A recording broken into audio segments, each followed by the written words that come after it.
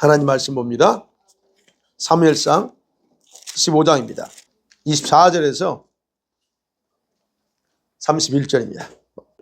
교독하겠습니다. 제가 24절 읽을게요. 사울이 사무엘에게 이르되 내가 범죄하였나이다. 내가 여호와의 명령과 당신의 말씀을 어긴 것은 내가 백성을 두려워하여 그들의 말을 청종하였음이니이다.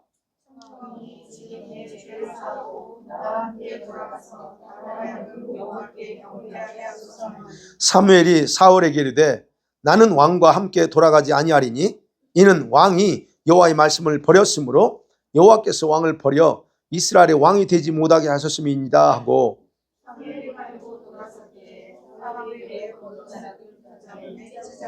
사무엘이 그에게 이르되 여호와께서 오늘 이스라엘 나라를 왕에게서 떼어 왕보다 나은 왕의 이웃에게 주셨나이다.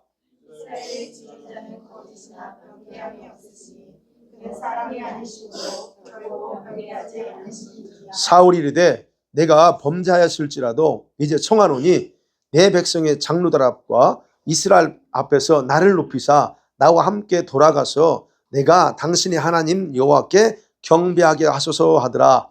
이에 사무엘이 돌이켜 사울을 따라가매 사울이 여호와께 경배하니라. 아멘. 자, 오늘 이 말씀을 가지고 사무엘상 15번째인데요. 오늘 15장 여러분 너무 잘 아는 내용이죠. 저는 이렇게 제목을 잡아봤어요. 용서받을 수 없는 불순종. 불순종도 다양한데 용서받을 수 없는 불순종이 있어요. 그 부분입니다. 자, 14장을 좀 설명합니다. mikmas에서 진을 치고 있었던 블레셋 군대가 이스라엘에게 졌어요. 그래서 말하기를 결국 자기 본토로 다 돌아갑니다. 네. 근데 그렇게 돌아갔습니다. 그런데 이 블레셋 사람들이 돌아갔다고 해서 그냥 그걸로 끝나지 않아요. 그 전투에서 살아남은 사람들이 다시 세력을 키웁니다. 세력을 키워서 이스라엘을 다시 2차 침공을 합니다. 그게 29장에 나와요. 네. 근데 그 전투에서 여러분 이스라엘이 대패합니다. 이번에는 이겼지만 대패하고 거기서 사울과 요나단이 죽어요. 그게 바로 mikmas 제2차 대전이에요. 전쟁입니다. 어쨌든 1차 이 mikmas 전투에서 요나단 때문에 승리했어요. 그 승리한 이후에 사울의 행적에 대해서 14장 47절에서 52절 내용에 보면 자세히 기록되어 있습니다. mikmas 전투가요, 사울에게 어떤 영향력을 줬는가? 그것에 대해서 47절에 이렇게 기록이 있어요. 사울이 이스라엘 왕에 오른 후에 사방에 있는 모든 대적과 모압과 암몬, 자손과 에돔과 소바의 왕들과 블레셋 사람들을 쳤는데 향하는 것보다 이겼더라 그래요. 그리고 말합니다. 48절 용감하게 아말렉 사람을 치고 이스라엘을 그 약탈한 자들의 손에서 건졌더라 그렇게 있어요. 그러니까 이제 이 mikmas 1차 전투에서 사울이 이기면서 승승장구합니다. 네. 어떤 이유에서든 간에 이기게 돼요. 자, 그러면 사울이요, 처음 그 길라 전투에서 11장에서 암몬 나하스를 물리쳤잖아요. 물리치고 나서 그때서 공식적으로 왕으로 등극해요. 기름 부음 받았지만 이스라엘 백성들은 인정 안 하잖아요. 근데 그 암몬과의 전쟁에서 이기면서 공식적으로 사람들이 다 왕으로 인정해요. 그래서 그게 그때 왕으로 등극한 것처럼 mikmas 전투에서 이 블레셋을 꺾으면서 이제 뭐냐면 이 왕으로서 통치권, 진짜 왕으로서의 통치권을 완전히 세우는 그런 내용이 사실 그 승리에 담겨져 있어요. 승리 속에. 그래서 그가 그 승리를 기세를 가지고 어떻게 해요? 이스라엘에 보니까 사방에 있는 모든 대적을 쳐서 이겼다 그렇게 기록하고 있어요. 한 절. 네. 그러니까 이런 기록들은 여러분 사울의 통치 전반에 초반부에 여러분 있었던 걸 요약한 거예요. 그러니까 이 14장에서 그 전쟁이 그 내용을 보면 14장에서 보면 이제 왕이 된 지 얼마 안 돼서 그랬다고 했잖아요. 그러니까 결국은 그 왕이 돼가지고 몇 년간 이 싸웠던 내용은 이제는 전혀 안 나와. 그렇지만 어쨌든 초기에 사울이 이렇게 전쟁에서 승리하는 통치를 잘했다 하는 내용이라는 거예요. 그런데 아까 말한 47절과 48절 이 두 절 속에요, 몇십 년간의 그런 시간이 함축되어 있다는 거예요. 그리고 49절에서 51절까지는 이제 사울의 가족사가 기록되어 있어요. 아들이 누구고 와이프가 누구고 그런 걸 기록되어 있고, 그리고 52절에 보면 사울이 이스라엘 왕으로서 왕국을 통치하는 기관에 있었던 가장 특징적인 사실들을 그래서 이제 언급하고 있다는 걸 봅니다. 그래서 52절에 보면 그러잖아요. 사울이 사는 동안 블레셋 사람과 큰 싸움이 항상 싸워요. 근데 항상 이겨. 네. 그러면서 블레셋과의 항상 이 숙적이니까 이 전쟁에 대비하기 위해서 사울이 항상 이제 뭐냐면 우리 한국식으로 예비군, 군인들을 항상 조직했어요. 그래서 국방력을 점점점 키워나가기 시작하는 거예요. 그게 이제 그 14장 마지막 절까지 그런 내용입니다. 자, 그러면 이제 첫 번째로 생각해 봅니다.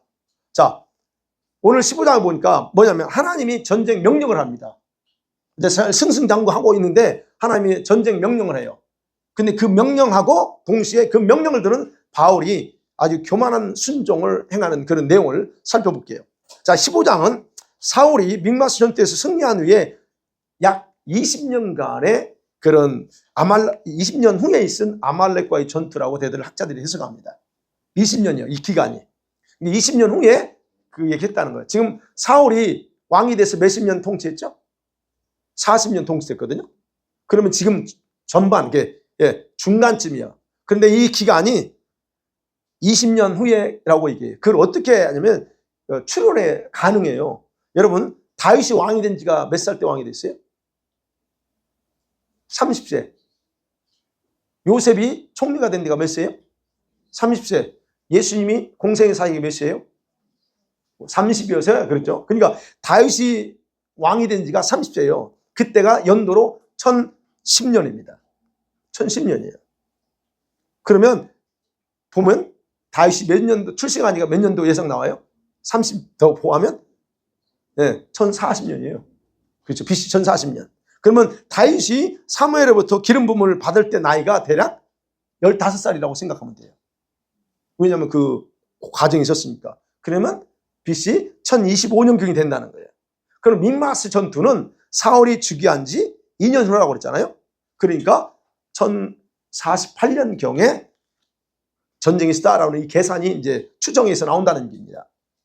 이 짧은 그 20년 기간 동안에 사울은 아까 그랬죠? 비교적 성공을 거둔 왕이었어요. 20년간 아주 성공했습니다. 자, 그러한 때에 이제 올라가고 있는 때에 전성기라고 할 수 있죠. 올라가니까 하나님께서 그에게 아말렉에 대한 특별 전쟁 명령을 하다라는 거예요. 사무엘을 통해서. 그 전쟁을 명령한 이유는 단 한 거 없어요. 다른 때는 명령 안 하는데 명령이 있었대요. 왜냐하면 여러분 아시잖아요. 이스라엘 백성이 출애굽할 때 광야로 지나가잖아요. 근데 아말렉 족속이 어떻게 했어요? 뒤에 힘들어서 처져 있는 사람들, 치고 빠지는 전술을 통해서 아주 야비한 짓을 한 거잖아요. 그래서 거기에 대해서 하나님께서 그 아말렉에 대해서 내가 영원히 싸우겠다고 다짐했잖아요. 바로 그것에 근거해서 하나님께서 사울에게 특별 사명을 주는 겁니다. 그래서 말하기를 그 아말렉 족을 내가 기억하고 있어. 그러니까 그들 하나도 남기지 말고 다 죽여라 그럽니다. 자, 이 명령은요, 하나님께서 사울에게 주는 회복의 교회입니다. 엄중한 사명이군요. 회복이 무슨 회복이요? 초반에 그가 실수했잖아요. 경고받았잖아요. 그러니까 그래서 이 20년 후에 지금 이 명령은 사울이 하나님 자신의 명령에 얼마나 순종할 것인가에 대한 테스트다라고도 할 수 있는 거예요. 그러니까 오랜 시간 동안 가만히 계시다가 지금 전성기 때 되니까 그렇게 하는 거예요. 사울은 그러면 이 명령에서 여러분 14장에서 자신이 실수한 그런 어떤 잘못을 만회할 수 있는 그런 충분한 기회를 가질 수 있었다는 거예요. 여기서 잘만 했으면 문제 없었다는 얘기예요. 그리고 사울은 이제 여기서 뭐냐면 자기 전쟁이 아니야, 이거는. 지금까지는 뭐 암몬이든 모압이든 치는 건 자기가 하고 싶어 전쟁하지만 이 전쟁은 자기 전쟁이 아니에요. 하나님을 위하여 하나님을 대신하여 싸우는 것이라고 분명히 기억하셔야 돼요. 그래서 하나님 진멸하라. 15장에 보면 진멸하라 그랬어요. 3절에. 남기지 말고 진멸하되라고 하는 단어. 여러분, 진멸하라는 말은 사람이든 가축이든 하나님께 다 바치라는 얘기예요. 그거 다 죽이라는 것은 하나님께 제물로 바치라는 얘기예요. 어떤 것도 사람들이 취해서는 안 된다는 뜻이에요. 근데 그걸 히브리 말로 헤렘이라고 합니다. 헤렘. 그래서 하나님의 헤렘이라고 그래요. 전쟁에서 보세요. 이 성경에 보면 어느 전쟁에서 진멸하라고 그렇게 많이 안 써요. 근데 특별한 경우만 진멸하라고 그래요. 그래서 헤렘이라는 뜻은 바쳐졌다는 거예요. 금지한다는 뜻이에요. 네. 그러니까 그것은 그 전쟁에서 주님이 짐승이든 사람이든 다 내게 바치라는 거예요. 어떻게? 죽여서. 그러면 하나님께 바치고 사람들은, 그 전쟁에 참여한 사울이든 모든 사람들은 아무것도 취하지 못한다는 그런 의미가 있어요. 만일 이걸 어기면 어떻게 해요? 그 당사자가 대가를 치르게 돼 있는 거예요. 그게 헤렘이에요. 그 이야기가 나오죠. 여호수아 여리고 전쟁 때, 여호수아가 여리고를 점령할 때 하나님이 선언한 게 바로 이 헤렘이에요. 여리고성에 절대 다 죽이라 그래요. 아무것도 취하지 마. 그거 다 나한테 바쳐 그래요. 거기서 그랬거든요. 그게 헤렘이에요. 근데 누가 뭐 했죠? 이름 아간이 훔쳐요. 그래서 아간을 다 죽이는 이유가 뭐예요? 헤렘이기 때문에 본인 자체가 죽어야 될 존재로, 하나님께 바쳐져야 되는 존재가 돼버려요. 근데 그래서 그는 다 그 가족과 다 죽이는 거예요. 그런 의미가 있다는 거예요. 그러면 그건 나중에 뒤에 가서 설명할게요. 자, 근데 이제 본 내용을 보니까 이 명령을 받은 사울이 신이 났습니다. 그래서 보병 21만 명을 동원합니다. 얼마나 이 하나님 명령에 따라서 전쟁하니까 그렇지 않아도 막 승리가 여기 가도 승리하고 왔는데 얼마나 좋아요. 그래서 이제 동원했습니다. 그리고 아말렉 지역에 살고 있는 겐사람을 구별해서 거기 나오라. 그들도 죽을 수는 없으니까 나오라고 해서 이제 나오니까 하윌라에서 애굽 앞 술에 이르기까지 아말렉을 쳐요. 그 지역적인 거는 그냥 들으세요. 그는 칩니다. 그래서 어디요? 대승리를 거둬요. 그러면 여기서 이제 우리는 다 아는 얘기지만, 그러면 이 전쟁에서 사울이 취했어야 될 태도는 뭘까 하는 거예요. 하나님의 헤렘이야 이거는. 이건 너 전쟁이 아니고 나를 위한 전쟁이라고 하면 사울이 어떤 태도를 취했어야 하는 거예요. 지난번에 실수를 만회하기 위해서 더 겸손함으로 자기를 낮추고 어떻게 해요? 마음과 믿음을 무장했어야 된다는 거예요. 전쟁에 임했어야 된다는 거예요. 그리고는 100% 순종함으로 첫 번째 실패를 이렇게 회복할 수 있었어야 된다는 겁니다. 그런데 이 전쟁에서 사울과 백성들이 어떻게 하죠? 전혀 다른 행동을 합니다. 아니, 간덩이가 부은 거예요. 이게 바로 그거예요. 하나님이 진멸하라고 한 거는 이건, 그러니까 보세요. 그 의미는 뭐냐면 자기들은 지금 하나님의 명령대로 거룩한 전쟁을 치르는 용사들이라는 거예요. 그 의미 속에. 그리고 자기들은 그런 승리를 통해서 만족도 누리고 기쁨을 누릴 고난이 있다는 것처럼 행동하는 거예요. 이게 지금 그들이 하는 거예요. 여러분, 하나님을 위한 전쟁이야. 이거는 그전에는 너희들이 해서 마음껏 이렇게 할 수 있지만 이거는 나를 위한 거야. 그러면 너희들이 뭘 취하고 하는 게 아니고 그걸 잃어버려요. 그래서 내용을 보면 슬픈 얘기야. 사실 슬픈 얘기예요. 그래서 과거 13장에서 경고받은 것 이후에 겸손해진 게 아니야. 경고받았으면 겸손해야지. 겸손해진 게 아니고 20년간 크고 작은 전투에서 승리하는 동안에 마음이 희한하게 점점 교만해져 있는 그 모습을 그대로 드러내버려요. 그 내용이에요 지금. 여러분, 하나님께서 그들을 긍휼히 여기셨으니까 주님이 승리하게 하신 거지. 그잖아요. 저와 여러분 잘 되면 우리는 어떻게 돼요? 더 겸손해야 됩니다. 내가 잘 돼서 이게 아니에요. 우리 그죠? 우리 다 압니다. 그런데도 우리도 이럴 수 있어. 우리도 몰라. 잘 되면 내가 뭐가 해서 하는 것처럼. 지금 바로 이 사울과 이 백성들이 그런 거예요. 하나님의 긍휼로 인해서 승리했는데 그건 잊어버리고 그거를 겸손의 기회를 삼지 않아요. 참 이게 우리의 문제이기도 합니다. 그래서 여러분, 이 말씀 보면 저는 그래요. 우리 예수 믿는 하나님의 자녀들 또는 그때 당시에 사울도 어쨌든 하나님의 선택한 왕이잖아요. 그러면 하나님의 자녀들이, 하나님의 선택한 사람들이 잘 돼야 되는 건 정상이에요. 진짜 잘 되고 형통해야 되는 정상입니다. 그런데 사울에게는 오히려 스스로 자신의 왕권을 단축시키면서 자신을 망하게 하는 그런 행동을 하고 말았다는 얘기예요. 여러분, 사울이 어떤 그 마음을 했다는 거예요. 그는요, 하나님의 특별 명령을 대수롭게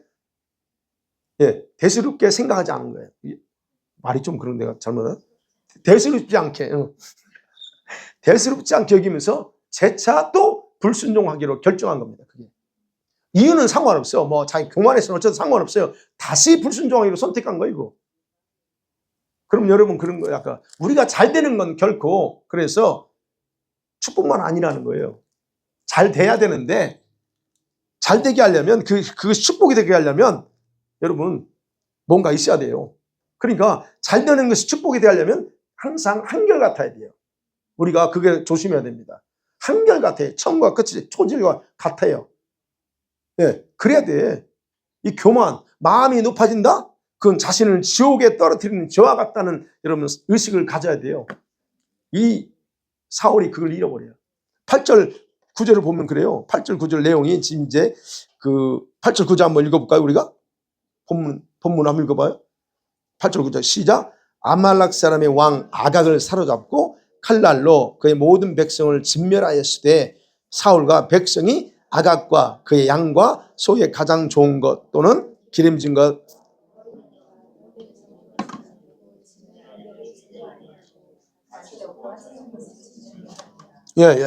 아주 그냥 보세요.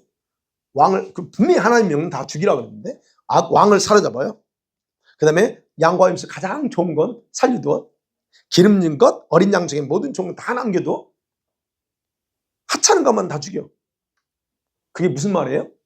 하나님께 죽여서 하나님께 바쳐야 되는 제물인데 하나님께 흠도 없고 점도 없는 걸 바쳐야 되는데 이 사람들은 지금 하찮은 것만 하나님께 드리는 거예요. 물론 이제 명목으로 그렇죠. 이거를 우리가 하나님께 드리가 이렇게 했죠. 변명이지만. 근데 문제는 뭐라고 써 있어요? 하나님의 뜻대로 어린 양과 모든 종을 남이 진멸에 즐겨하지 않았다 그래요. 하나님의 뜻을 따라가는 것을 좋아하지 않았다는 거예요. 사울은 자신이 순종한다고 자부하면서 지금 당당하게 일을 처리했어요.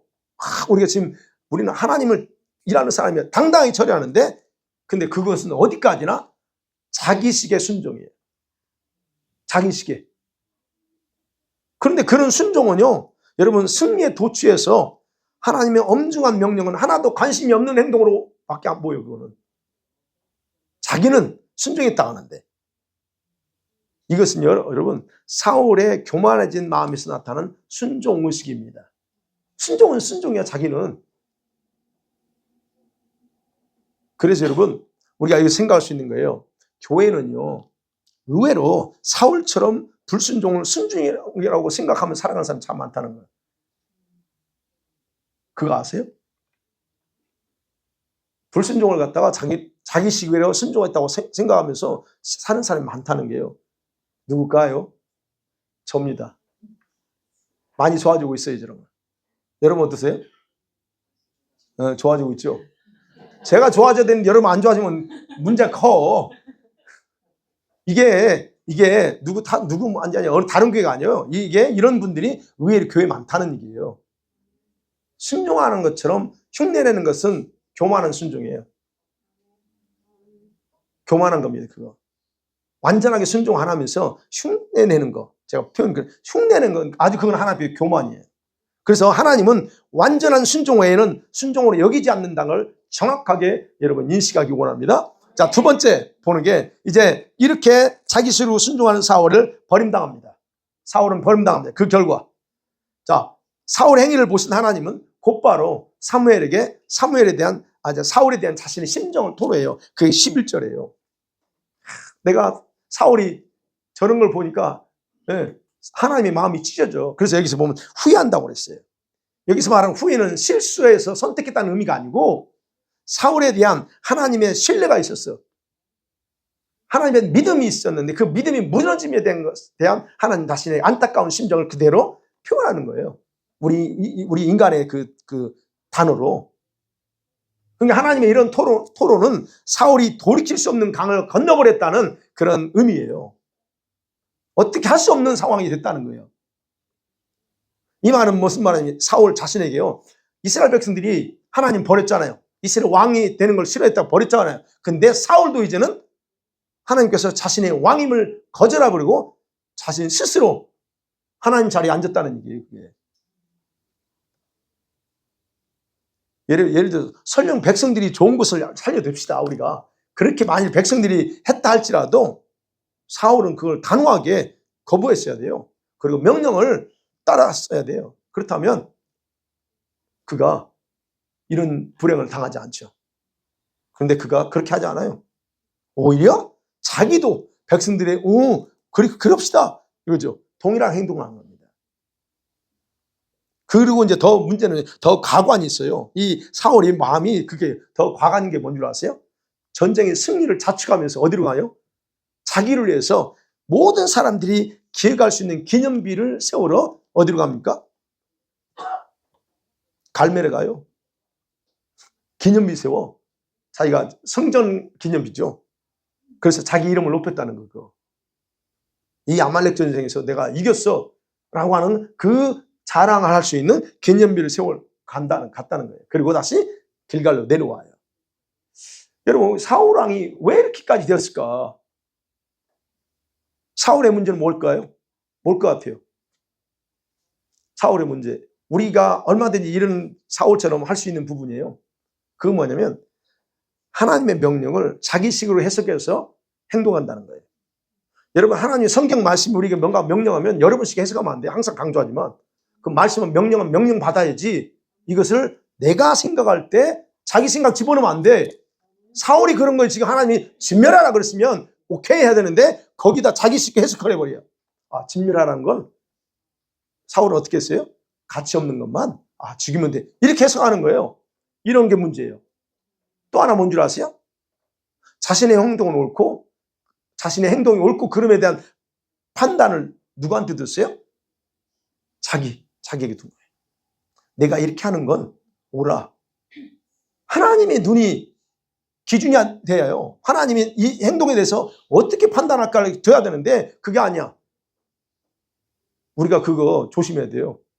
굉장히. 그래서 아까도 성경 공부하면서 그랬지. 주님이 아주 디테일하게 이제 싫어하는 것들을 막 얘기해.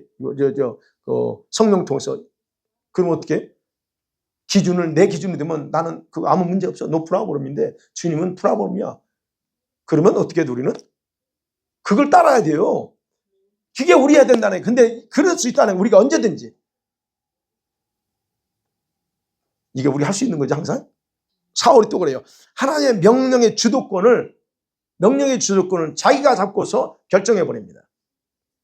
이게 아주 심각한 거예요, 이건. 여러분, 하나님이 저와 여러분의 어떤 명령, 말씀을 통해서든 아니면 기도할 때 뭔가 우리에게 메시지 주면 그 주도권은 하나님께 있어요. 그거 잊으시면 안 돼요. 내가 있다고 착각하면 안 돼요. 나를 불렀어요? 그 주도권은 주님께 있어요. 그러면 나는 그분의 주도권에 따라가는 거예요. 근데 바로 사울은 그 주도권을 자기가 잡고서 자기가 마음대로 해버려요. 이거 문제예요. 그래서 이런 사울의 문제는 아까 했어요. 이거는 오늘날 우리들에게 많은 교훈을 주는 내용이에요. 사실은. 네. 그러면 이 문제는요. 오늘 성도들이 보편적으로 범하는 그런 어리석은 그런 모습들이에요. 사실. 뭐 의도적으로 그러지 않을 수 있어요. 그렇지만 어리석은 거예요. 근데 중요한 것은 그것을 의식조차 못하고 의식조차 못하면서 그게 죄라는 생각도 못하고 사는 사람들이 있다는 거예요. 그건 분명히 죄입니다. 주님이 죄라면 죄예요. 불순종의 죄, 이건 죄지 뭘. 결국 그래서 사울의 그런 행동의 결과가 자신에게 여러분 엄청난 비극의 결과라 임할 거를 상상이나 했을까? 아마 전혀 상상 못했을 거예요. 나는 지금 하나님의 명령을 수행하는 중이야? 이렇게 생각하니까. 네. 그래서 사울의 그런 교만한 행위 속에 바로 이제 우리가 보면 그 속에 이제 오늘날로 따지면 여러분 마귀의 속임수도 포함되어 있다고 봐야 돼요. 원수가 말이야 속인 걸 우리가 속인 줄 모르고 당하고 그렇지만 어찌됐든 대가는 본인이 받는 겁니다. 설령 원수에 의해서 내가 미혹되고 우리가 어떤 죄를 지을지라도 행한 내가 대가를 받아요. 그래서 대가는 버림받는 거예요. 이 사울은 그 대가 뭐 버림받는 거였어요. 버림받는 거, 그 가치가 있을까? 하나님은요, 사랑과 자비가 엄청나게 큽니다. 근데 사울에게서 완전히 돌아서 버려요. 완전히. 그를 받아들일 수가 없어요. 아까 말했어요. 진멸하라는 헤렘이라는 뜻이 받아들일 수가 없어. 왜? 자신이 불순종함으로 하나님 앞에 헤렘의 제물이 됐기 때문에 그는요, 죽어야 돼요. 원래는. 그래서 아까 헤렘을 어긴 자는 반드시 그 당사가 죽어야 돼. 그런데 하나님은 그 왕이야. 왕이기 때문에 죽이진 않아요. 예를 들어서 바로 딱 죽여버리면 어떡해. 그래서 죽이진 않아. 그렇지만 하나님 자신의 마음에서 완전히 지워버려요. 그래서 여기 오늘 본문에 읽었지만, 그렇죠? 이 28절에 사무엘이 그에게 이르되 여호와께서 오늘 이스라엘 왕이었을 때요, 왕보다 나은 이웃에게 주셨습니다. 선언하는 거예요. 26절에서도 마찬가지고. 그러니까 여러분, 하나님의 마음에서 사울을 지워요. 지워버려요. 그래서 사무엘이 기도하잖아요. 하나님, 마음이 아프니까 막 기도하잖아요. 그러니까 하나님 혼내잖아요. 그는 나에게 없어. 사울, 그는 지금 물리적으로 왕이지만 나는 그에 대해 내 마음에 하나도 없어. 근데 왜 지금까지 혼내잖아요. 주님이 지워버려요. 그래서 이게 여러분요, 사울의 죄하고 다윗도 간통하고 우리아도 죽이잖아요. 그 죄를 왜 사울한테도 긍휼을 베푸면 안 돼? 그잖아요. 사울은 다윗과 같은 죄는 아니야. 이 죄로 경질로 따지면 그냥 불순종한 거야. 근데 다윗은 더 심각해. 살인죄에다가 간통죄 돼 있어. 이거는 더 커요. 근데 그를 죽여야 돼, 죽인다면. 근데 왜 다윗에게는 그러지 않았냐는 거예요. 바로 이거예요. 헤렘 때문에 그래요. 헤렘. 사울은 받쳐진 거야. 그는 없어. 이게 바로 차이점이라는 거예요. 그래서 용서받을 수 없는 불순종이라는 겁니다. 마지막 세 번째로 그러면 이 사울이 불순종하는 결정적인 원인이 뭐냐는 거예요. 도대체 뭐 때문에 그가 불순종했을까? 여러분, 사울이 왕이 되는 초기 과정에 보면 자신을 지극히 낮은 자로 여겼어요. 아이고, 나 같은 사람이 지극히 낮은 그 지파의 사람이 어떻게 이 큰 민족을 다스립니까 하면서 굉장히 겸손하게 정직하게 여러분 순종했습니다. 그런데 어느 순간부터인가 그가 변하기 시작해요. 그럼 무엇이 그를 변하게 했는가에 대해서 봐야죠. 성경에는 창세기 안 나오지만 본문에 나옵니다. 사무엘이 기도하는 가운데 그 중요한 원인이 뭔가를 깨달아요. 그게 17절 말씀이야. 예. 왕이 스스로 작게 여길 때에, 예, 이스라엘 지파의 머리가 되지 않았습니까? 하는 거예요.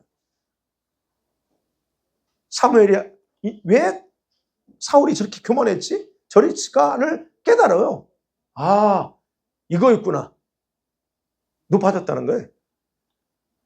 그게 결국 뭐냐면 그에게는 언제부턴가 자기를 높게 여기는 태도를 가지게 되었다는 겁니다. 처음부터 그러지 않았어요. 어느 순간부터, 그거는 뭐 정확하게 예측밖에 안 돼요. 어느 순간부터 그랬다는 거예요. 아까 말씀드린 과거 20년 동안 작은 전쟁에 승리하면서 아마 자신의 우월성에 사로잡혀 있을 수 있어요.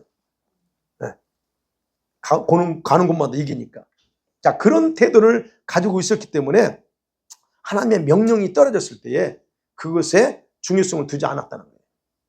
이 명령이 얼마나 중요한가에 대한 중요성을 두지 않고 이미 자기 생각대로 하자고 마음에 결정된 그런 모습을 우리가 보는 거예요. 근데 그게 뭐 때문에? 그래서 11절에 그래요. 11절에 하나님이 얘기하는 거예요. 내가 사울을 왕으로 세운 것을 후회한다. 왜냐? 그가 돌이켜서 나를 따르지 아니하기로 했다는 거예요. 어느 순간부터가 사울의 마음이 하나님의 뜻에 따르지 않겠다고 마음먹었다는 얘기예요. 그거. 그럼 명령을 받았어. 그러면 겉으로는 네, 그렇게 해야죠 라고 했는데 실제로 내면은 내가 왜 따라? 여기 나오잖아. 지금 주님이 진단하는 거예요. 그가 나를 돌이켜서 나를 따르지 아니한 결정한 거예요. 근데요, 보면 이 내용을 보면 사무엘의 그러니까 애원도 하자 나중에. 근데 중요한 건요. 사울의 마음은 하나님께서도 멀어졌지만 사무엘에게서도 멀어져 있어요. 사무엘에게서 돌아 있었어요. 그건 어떻게 알 수 있냐면 이제 하나님 명령을 누가 하달라 했어요? 사무엘이 하달라 했어요. 선지자. 사무엘에게 하달라 했어요. 그러면 승리했으면 뭐 돼요? 사무엘에 가서 보고해야 돼요. 근데 독단적으로 행동해요. 그렇게 돌변했다는 얘기야. 필요할 때는 사무엘이지만 이제는 이겼는데 그 행동하는 거예요. 그게 바로 사울이 사무엘에게서 마음이 돌아섰다는 걸 보여주는 그런 내용이라는 거예요. 그래서 다른 데로 가는 거예요. 지금 아까 그 갈멜로 가가지고 거기서 비석 세우고 이래 하는 거예요. 여러분 우리가 이 부분에서요 굉장히 누구나 그럴 수 있어요. 우리가 사역자들이 주의를 하면서요 나는 이 정도면 됐어. 기도하는 분들이 이런 위험에 빠져요. 기독교는 한다는 사람들, 또 열심히 좀 한다는 사람들이 이런 우를 범할 수 있어요. 네. 나도 이 정도면 됐어. 나도 기도하는 거 막 능력이 오는데. 예. 이런 생각이 들기 시작할 수 있어요. 그때가 가장 조심해야 될 순간이에요. 그때가 가장 조심해야 돼요. 이 정도면 됐고, 이제 나도 능력이 있어. 기도하면 뭐 막 나타나. 그런 생각이 들 때 얼른 엎드리세요. 나한테 오지 마시고 엎드리세요. 그게 가장 위험한 때예요. 여러분, 그래서 교만의 지배를 받으면 거짓말과 행동은 자동적으로 나오게 돼 있어요. 거짓말이요, 그냥 나오는 게 아닙니다. 교만이 잡히면 거짓말이 자동으로 나와요. 그래서 거짓말 잘하는 분들 잘 보세요. 사울이 그래. 지금 제가 보면 사울이 그래요. 사울이 13절에 하는 얘기예요. 그게 13절에 당신은 여호와께 복을 받아서 내가 여호와의 명령을 다 지켰습니다. 그러잖아요. 거짓말하고 있잖아요. 당당한 거짓말이다. 근데 당당한 거짓말. 그리고 자신의 불순종 행위를 하나님의 열심 때문에 이렇게 했습니다라고 15절에서 말하는 거예요. 15절에서 말합니다. 당신이 하나님 여호와께 제사하려 하여 양들과 이렇게 했다는 거예요. 언제 하나님 그렇게 시켰어? 근데 자기가 그렇게 한 것은 하나님에 대한 열심 때문이라고 그래요. 여러분 우리가 생각이 돼요. 사울이 왜 이렇게 당당할 수 있었는가? 왜 그 행위가 불순종이라고 생각을 못하는가에 대해서 정확하게 이해하셔야 돼요. 분명히 불순종인데 불순종이라고 생각 안 해. 그게 바로 동일하게 가까워졌어요. 많은 사역자들과 열심히 있는 헌신자들이 너무 쉽게 빠지는 함정이에요. 여기서 우리가 발견해요. 많이 빠져요. 하나님을 위한 열심이면 모든 행위들은 용납될 수 있다는 생각을 가지는 경우가 있어요. 왜? 이게 하나님의 일이니까. 자신이 어떤 행동을 하든 그것은 구제받을 수 있을 거라는 착각을 해요. 여러분은 안 그러겠지만 위험한 생각들입니다. 사울이 지금 그거 하는 거예요. 하나님께서 잘못을 지적하기 전까지는 절대 못 깨달아요. 사울이 그 얘기하는 거예요. 그래서 17절 19절에 보면 사울이 왜 왕은 하나님의 목소리를 청정하지 않고 당신의 생각을 중요하게 여겼어요? 라고 하는 거죠. 왜? 그리고 전리품만 취하는 게 정신 팔렸습니까? 하는 거예요. 지금 이제 표현하면 그래요. 그게 그 하나님 기뻐하는 거라고요? 당신 같은 행동이 하나님께서 가장 악하게 생각하는 일이라는 걸 정확하게 아세요라고 사무엘이 말하는 거 이렇게 지금 17절, 18절, 19절에서 악하게 여기는 겁니다라고 19절 마지막에 그랬잖아요. 네. 여러분, 우리는 다 사역자하고 또 사역자 알고 또 사역해야 될 겁니다. 앞으로. 그렇다면 가장 조심스럽게 판단해야 할 것이 있어요. 그건 자기들의 생각대로 하는 것이 그 사역이 마치 하나님을 위한다고 말할 수 있어요. 우리 많은 목회자들이 이 함정에 빠져요. 지금 내가 생각하고 뭐 하는 것이 다 하나님을 위한다라고 해요. 그렇게 말합니다. 그런데 그렇게 말하고 할지라도 그것이 오히려 하나님의 눈에 악을 행하는 것처럼 보일 수 있다는 거예요. 이거 잊어서는 안 됩니다. 그래서 우리는 먼저 물어봐야 된다는 거죠. 주님 이거 할까요 말까요? 물어봐야 돼요. 좀 더 상세하게 이제 좀 우리 여러분이 주님과의 관계가 좀 더 깊어지면 하나하나 물어봐야 돼요. 뭐 음성을 듣고 안 듣고 떠나서 물어봐야 돼요. 습관화돼요. 그러면 뭐 감동이 올 수도 있고 여러 가지 올 수 있어요. 내가 누구를 만나려고 하는데 무슨 말 할까요? 이 말 할까요? 내가 하고 싶은 얘기 있어. 이 집시 하면 내가 할 얘기 있어. 근데 주님, 그냥 내 생각은 하고 싶어. 근데 물어봐요. 하나님, 이거 할까요? 말할까요? 바로 이런 어떤 태도를 가져야 된다는 거예요. 그렇지 않으면 내가 해버려. 주님 원하지 않는데 나는 그냥 해. 그리고 주의를 했어. 이런 식으로 간다는 얘기. 그게 다 많은 부분에서 사익자리 넘어지는 이런 실수예요. 엄청 속아요. 그래서 우리도 그런 삶을 살 수 있다는 거. 그런데 중요한 건 절대 그런 열심과 헌신으로는 축복이 임하지 않습니다. 안 와요. 이것이 오래 지속되잖아요? 그럼 어떻게 되는 줄 아세요? 책망밖에 없습니다. 이게 오래 지속되면 책임 취급받아. 너 왜 그때에서 책임 취급받고 돌이킬 수 없는 상태까지도 갈 수 있어요. 이건 최악의 경우에 그렇다는 거예요. 자, 사울은 사무엘의 실제적인 그런 책망과 하나님의 버림받음을 듣고서야 그때 겨우 잘못을 인정합니다. 겨우 잘못이에요. 그리고 뭐요? 책임을 백성들에게 떠넘겨. 그게 오늘 본문이에요. 24절에. 내가 그래서 그런 게 아니고요. 백성들이요. 이래서 두려워서 그랬어요. 아직 백성들에게 돌려. 잘못은 인정하지만 책임을 백성들에게 돌리는 비겁한 모습을 보여줘요. 네. 그러니까 백성들이 이유가 있었는데요. 그거 안 들어주면요. 백성들이 다 죽일 것 같기도 했어요. 두려워서 그랬어요. 이 이야기거든, 지금. 24절, 25절 쭉 그 내용. 비겁해지는 겁니다. 이런 어떤 그 말들이 잘 보세요. 백성들은 두려워요. 그러면서 하나님은 전혀 두려워하지 않는다는 얘기예요. 하나님이 더 두려워야 되지 않아요? 우리는 기본적으로. 근데 사람들은 두려워하는데 하나님은 두려워하지 않는 그 모습. 이게 바로 그런 경우에 그 사람은 그에게는 완전히 하나님이 존재하지 않는 상태라는 거예요. 그러니까 결국 사울은 명령받았지만 실제로 사울의 속에는 하나님이 없었어. 네. 어느 순간부터 굉장히 우리식으로 타락했다는 거죠, 지금. 완전 타락한 상태인데 자기는 지금 하나님의 명령을 수행한다고 해요. 그 타락한 상태에서 명령 수행이 가능하냐? 이거 안 돼. 그러니까 하나님을 두려워하지 않으니까 결국 아까 자기 중심적인 생각에 사로잡혀 살게 되고 그렇게 행동할 수밖에 없다는 거야. 여러분, 우리가 그 하나님을 두려워하지 않으면요, 이건 누구나 마찬가지, 저도 마찬가지고 인간의 타락된 본성에서 벗어나지 못합니다. 우리 본성 다 있죠. 성깔 다 있죠. 이거 못 벗어나요. 네. 사울은 자신의 불순종이 얼마나 비참한 결과를 초래했는가를 인식했다면 어떻게 해야 돼요? 바짝 엎드려야죠. 회개하면서 엎드려지는 게 당연한 건데요. 근데 사무엘은 어떻게 해요? 사울은 사무엘의 책망을 듣고서도 전혀 회개하지 않아요. 그리고 어떻게 합니까? 그게 이제 30절이에요. 사무엘이 그냥 돌아가니까 뭘 얘기합니까?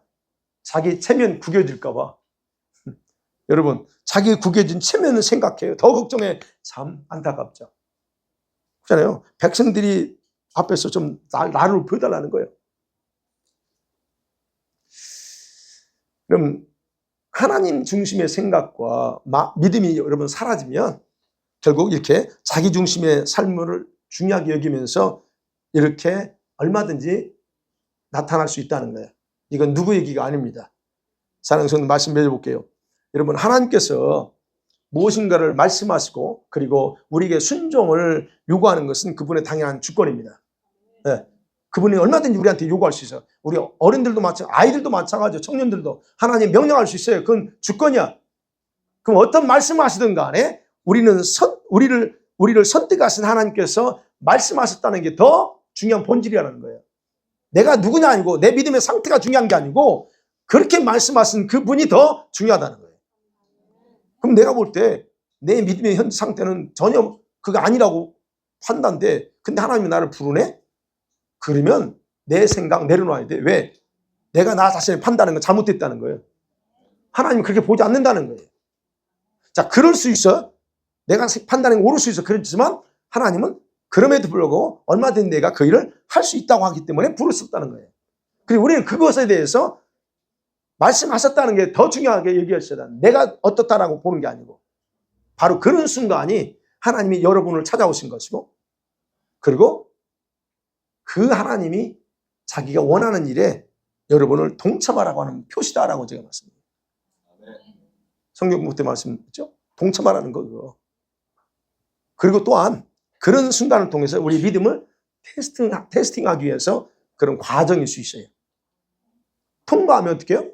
우리를 신뢰하시겠다는 의미입니다. 그걸 통과해? 그러면 내가 내가 믿을 수 있어? 라고 하는 그런 의미가 있을 수 있다고. 뿐만 아니라 하나님은 여러분 현재 저와 여러분 각자의 믿음을 신뢰하기 때문에 그래서 완전한 순종으로 반응할 것 그걸 기대하십니다. 그러니까 우리에게 주님 뭔가 찾아오고 말씀한다는 건 우리를 기대하고 있다는 거예요. 내가 순종할 걸 기대하고 있어요. 그거요. 그렇기 때문에 저와 여러분이 순종해야 되는 일에 있어서는 어떤 이유도 내세울 수 없어요. 난 이래서 어떻고요? 환경이 어떻고요? 이런 말 내세워서는 안 된다는 거예요. 네. 순종하지 않을 때 뭔 일이 생겨요? 하나님의 뜻은 온전히 이룰 수 없어. 나를 통해서 여러분을 통해서 하고 싶은 하나님의 뜻을 이룰 수 없어요. 순종하지 않으면. 그래서 주님의 명령과 계획에 대한 순종 여부는 우리 각자에게 달려 있어요. 그래서 각자에게. 여러분의 생활에서 하나님의 뜻은 온전히 실행되고 있는 것 같아요? 그런 것 같아요? 아유, 자신 있게 하면 해요. 그냥 믿음으로 고백하는 거지 뭐. 여러분이 얼마나 자주 불순종으로 때로는 여러분 자신의 행동을 합리화하고 있는가? 혹시 있어요? 그건 없죠. 노맨이죠. 노맨이라고 믿을게요. 네. 불순종이 아니고 우리 자신의 연약함 때문이라고 혹시 스스로를 속이고 있는 건 아니죠. 그것도 노맨이라고 믿을게요. 우리는 그러진 않을 것 같다라고 말씀드려요. 제 희망인가? 여러분 다 그러진 않을 거라고 봐요. 근데 여러분 반드시 기회가 될 게 있어요. 이제 말씀 정리하면서 반드시 기회가 될 두 가지예요. 많은 부분에서 여러분 우리들의 불순종하는 삶을 주님께 이해하고 기다려요. 우리가 불순종할 수밖에 없다는 걸 이해하신다는 거예요. 인정하신다는 거예요. 그러나 아까 어떤 것들은 용서하지 않고 단호하게 반응하신다는 걸 그거 아셔야 된다는 거예요. 모든 걸 다 이해하지 않아요. 어느 부분에서는 이해를 안 해. 단호하게 내가 불순종하면 단호하게 행동하신다는 거예요. 하나님께서 각자의 신앙을 업그레이드할 목적으로 온전한 순종을 강하게 요구할 때가 있어요. 그때는 여러분이 어떤 일에서는 순종해야 된다는 거예요. 그때 안 한다? 그러면 그때 하나님이 단호하게 액션을 취하신다는 겁니다. 바로 그때가 우리 각자를 향한 하나님의 어떤 카이로스이기 때문에 그래요. 카이로스. 그런데 이제 문제는 이것을 분별하지 못하고 예전처럼 반응해. 주님 나 잠깐만요. 내가 요즘은 좀 그랬어요. 다음에 할게요. 라고 만약에 그때를 실패하게 행동할 수 있다는 거예요. 이걸 생각하셔야 돼요. 그것은 바로 사울과 같이 본인 스스로 엄청난 손상을 입어요. 절대 그러지 마세요. 저는 그걸 또 경험했잖아요. 아유 무진장에 고생했어요. 제발 그런 거 하지 마세요. 경험자로서 얘기합니다. 절대 주님이 하라면 예스 해야 돼요. 저는 자꾸 했어요. 그래가지고 아이고 죽도록 고생하고 지금 그거 아니었으면 내가 지금 이 상태가 아니에요. 이 상태가 이 상태에 있을까 마냐. 그게 뭔 줄 아세요? 주님이 내가 아마 간정에서 다 알 거야 다. 100번 했을지도 몰라. 성경 공부할 때. 전도하라는 때. 전도할 때 안 하고. 자꾸 전도하라는데 주님 핑계대고 안 해. 그 순간에 하나님 어떤 조치를 취해요. 바로 여러분 우리가 그런 부분이 있다는 거예요. 다 그런 건 아니지만 있다는 거예요. 그래서 우리가 이때 그 하나님의 카이로스가 언제인가를 분별할 수 있는 지혜는 여러분의 몫입니다. 제가 하는 게 아니에요. 네. 그래서 그때가 언제일지 모르잖아요. 그렇기 때문에 어떻게 돼? 범사의 모든 생활 속에 하루하루 속에서 순종의 훈련이 되어 있어야 된다는 거예요. 그 다음 두 번째 기억해야 될 게 있어요. 여러분 자기 중심의 신앙이 얼마나 자신에게 위험성을 제공하고 있는가를 인식하라는 거예요. 사울의 모습이었어요. 사울의 신앙이 자기중심으로 변질됐다고 했어요. 그게 왜 그럴까? 아까 그랬죠. 하나님에 대한 두려움보다 사람을 두려워했던 거예요. 근데 그게요, 사람을 두려워하는 게 교만의 지름길입니다. 사람을 자꾸 의식해요. 교만은 내가 교만해져서 되는 게 아닙니다. 그건 자기도 모르게 그냥 가요. 여러분, 마음의 교만은요, 그냥 생기지 않습니다. 반드시 어떤 토양 위에서 뿌리를 내리고 자라요. 근데 그 마음의 토양이 어떤 토양이 하는 거예요. 그래서 교만은 절대로 하나님 중심의 마음에서 자리 잡지 못합니다. 자기 중심의 토양 위에서 자라요. 그 교만이. 그런데요, 하나님 중심의 신앙도 중요하대요. 여러분과 제가 하나님 중심으로 살려고 몸부림치지만, 근데 이 하나님 중심의 신앙도 언제 자기 중심으로 변질될지 우리가 모르기 때문에 안심할 수 없다는 거예요. 그래서 항상 우리는 돌아봐야 돼. 그렇기 때문에 여러분 자신의 마음이 무엇에 의해서 흔들리는지 아니면 변질되는지의 징조를 항상 주셔야 돼요. 여러분이 스스로 여러분에게 대해서 내가 요즘 어떻게 이렇게 마음이 움직이는지 이거 여러분 점검하셔야 돼요. 그 누구도 하실 수 없어요. 그리고 내 현재 신앙이 내 중심이라고 하면 빨리 지금 하나님 중심 신앙으로 바꾸는 걸 서두르셔야 됩니다. 왜냐하면 여러분은 언제든지 교만해질 수 있어요. 그리고 그렇게 교만해지잖아요. 그러면 이 원수마귀가 여러분을 바보로 생각하고 공격할 거기 때문에 그래서 빨리 서둘러야 된다. 자, 그래서 이제는 자기 중심의 그런 생활이 여러분의 영계를 마귀에게 넘겨주는 행위라는 걸 기억하시고, 혹시 여기 중에서 자기 중심으로 여전히 가고 있다 그러면 빨리 하나님 중심으로 돌이키기를 간절히 축원합니다. 아멘. 기도합니다. 이제